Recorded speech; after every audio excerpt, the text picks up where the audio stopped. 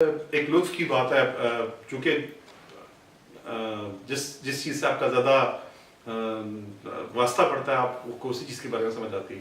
دی education system Pakistan میں schools اور چونکہ one of the victims luckily مجھے بہت اچھے ٹیچرز ملے لیکن مجھے احساس ہوا کہ کہیں نہ کہیں جب میں اسکول سے کام کرنا شروع کیا میں نے ٹیچرس کی ٹریننگ کے ساتھ مجھے تب اندازہ ہوا کہ یس پاکستان میں اپنے آنے والی نسلوں کے ساتھ ہم کیا کر رہے ہیں.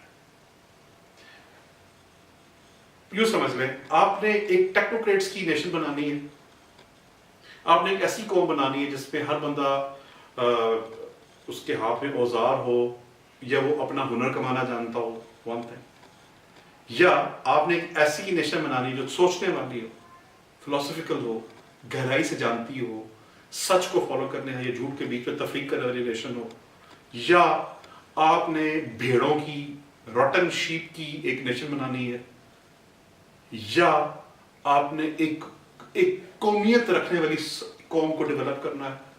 ان سب کے لیے آپ کو الگ الگ ایجوکیشن سسٹمز ڈیوائز کرنے پڑیں گے. لطف کی بات ہے کہ گزشتہ 70 سالوں سے پاکستان میں ایجوکیشن فلسفی پہ کام ہوا ہی نہیں ہے. There's no work, zero work. کوئی ایک پالیسی نکال کے دکھا دیجیے مجھے, اور تو پالیسی ہی ایبسنٹ ہے کہ ہم نے قوم بنانی کیا ہے اس کا. مطلب سڈنلی واٹ ہیپنس 2000 کے بعد ہمارا ایک میڈیا کا انقلاب آتا ہے, کچھ چینلز کو الاؤ ہوتا ہے, کچھ ٹیلی کام سیکٹرز کی آرگنائزیشن جاپن کرتی ہیں اور پوری قوم کے دھارے بدل دیے جاتے ہیں. یہ ایک الگ ڈیبیٹ ہے, میں ایک بحث پڑھ رہا تھا, there were some essays, کچھ آتھرز نے مل کے ایسیز لکھے ہوئے تھے, ان کا عنوان یہ تھا, میڈیا کے حوالے سے بات ہو رہی تھی, پاکستان میں let's say for example total 60-70 کے قریب پاکستانی چینلز ہو گئے, مجھے اس کا ایگزیکٹلی ایکوریٹ فیگرز نہیں ہے لیکن اندازہ ان 60-70 چینلز میں ان کی جو پوری ورک اسٹرینتھ ہے شاید 15-20 ہزار ہوگی, یا اس سے بھی کم. ایک چینل میں 300-400 افراد کام کرتے ہوں گے. ایک جسٹ رف ایسٹیمیٹ. کیا 10,000 12-13,000 افراد کو یہ حق حاصل ہے کہ وہ 20 کروڑ افراد کی سوچ اپنی مرضی سے تبدیل کر دے؟ اور سوچ تبدیل ہو جائے گی بھائی, وہ اس لیے تبدیل ہوتی ہے, اٹس سمپلی سائیکالوجی.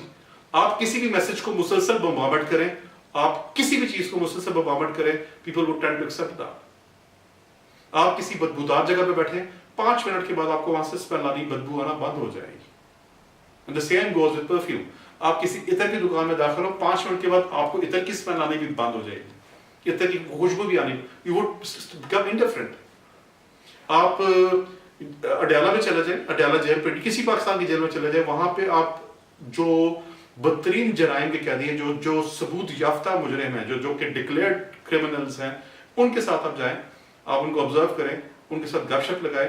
پہلے دن آپ کو ان سے تھوڑا سا اجنبی پن فیل ہوگا, پورے 1 ہفتے کے بعد آپ کو تھوڑے یار دوست لگنا شروع ہو جائیں گے, 1 مہینے کے بعد آپ اکٹھے بیٹھ کے ساتھ تاش کھیل رہے ہوں گے. Continuous exposure to anything, continuous exposure to anything اس کی شدت کو کم کر دیتا ہے. بہت برائی لگنا بند ہو جاتی ہے, بہت اچھائی لگنا بند ہو جاتی ہے. سو جب آپ کی قوم سال 2000 کے بعد سے لے کر 17 سال میں 2017 تک انگنت, آنیسٹلی میرے پاس کاؤنٹ نہیں ہے کہ کتنے سارے چینلز پہ کتنی قوم کو کتنی دفعہ موبائل فونز کے میسیجز دیے گئے. تو آپ کی قوم کیا بنے گی؟ ایک ایسی قوم جو موبائل مینیک ہے. ہم نے 17 سالوں سے ایک جو 2000 کے بعد جو بچے جوان ہوئے ہیں, ہم نے ایک موبائل مینیکس کی ٹیم ڈیولپ کی ہے, ایک نیشن ڈیولپ کی ہے. آپ کو انہیں تھرتھراہٹ نظر نہیں آتی. تو this is one of the education system. اب بات ایجوکیشن پہ چل رہی تھی. سو واٹ ہیپنس جب ایجوکیشن پہ بات آتی ہے, اس سے بڑھ کے مزاح کی حد تک کہ آپ 2 سال کے بچے 3 سال کے بچے ایڈمیشن ٹیسٹ لے رہے ہیں اس کا. Is it logical? Is it? وہ بچہ اسکول میں کیوں آ رہا ہے؟ اس لیے آ رہا ہے کہ آپ اس کو 2 سال کے بچے کا ایڈمیشن ٹیسٹ لیں. یس, میک شور اس کی آنکھیں صحیح ہیں, وہ سن سکتا ہے, بول سکتا ہے, پلیز پٹ ہم ان, اس کو پروسیس میں ڈالیں. اور اگین مزے کی بات ہے کہ جو اس کے ساتھ ایجوکیشن میں اس کا سو فرسٹ تھنگ جو اس کے ساتھ زیادتی ہے, آپ اس کو اس چھوٹے بچے سے آپ اس کا ٹیسٹ لے رہے ہیں اس کمپیٹنس پہ جو کہ اس نے کبھی سیکھی بھی نہیں ہے یا اس کو پتہ بھی نہیں ہے اس چیز کا.